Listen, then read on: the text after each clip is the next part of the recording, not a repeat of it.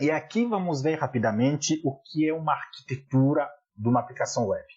Basicamente, o que eu gostaria que você retivesse é uma aplicação web tem duas grandes partes.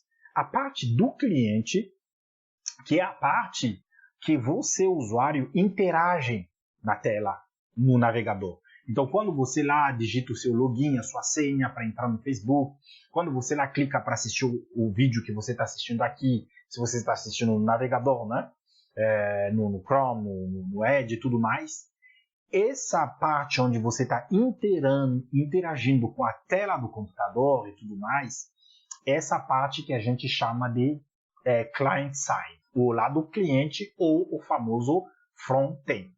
Se você ouviu falar do nome front-end, é justamente a parte do cliente, a parte que o usuário visualiza e com a qual se interage.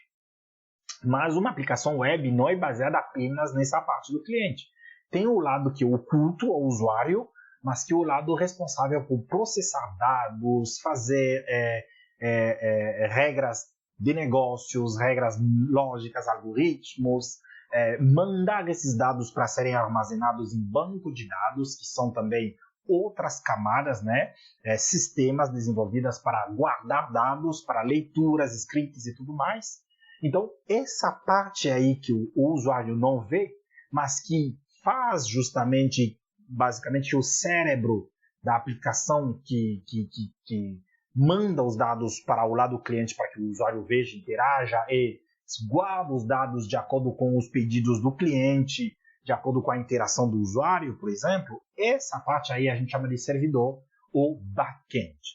Obviamente, se você pode dizer assim, mas Emanuel, servidor, eu já ouvi falar de Apache, por exemplo, que é um servidor e tudo mais. Claro, o termo servidor é usado para várias coisas.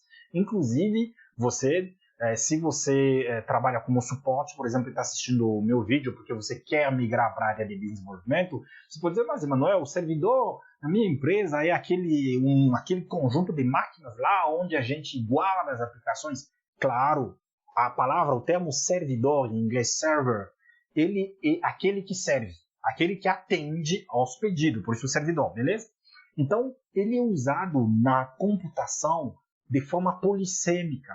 Então, temos servidores de aplicação, que é o que eu estou mostrando para vocês. Tem servidor web, como Apache, Glassfish, WebSphere, da IBM, Whitefly, da Red Hat, né, que era o antigo DBoss e tudo mais. Esses são servidores que rodam aplicações web para serem executados em navegadores, beleza? Onde a gente compacta aplicações web, gera o file, joga lá no servidor web que roda essa aplicação e consegue ser executado no navegador. Também chamado de servidor, mas são servidores web. O que eu estou mostrando para vocês são servidores de aplicação. Tem servidores de infraestrutura, que são servidores, são aquele conjunto de máquinas que ficam lá que rodam um monte de máquinas virtuais, que rodam um monte de aplicações também para num data center, por exemplo, para diferentes tarefas, beleza? Então, se você ouviu falar no termo servidor, entenda que é normal, é um termo polissêmico, mas o significado geral dele é aquele que serve.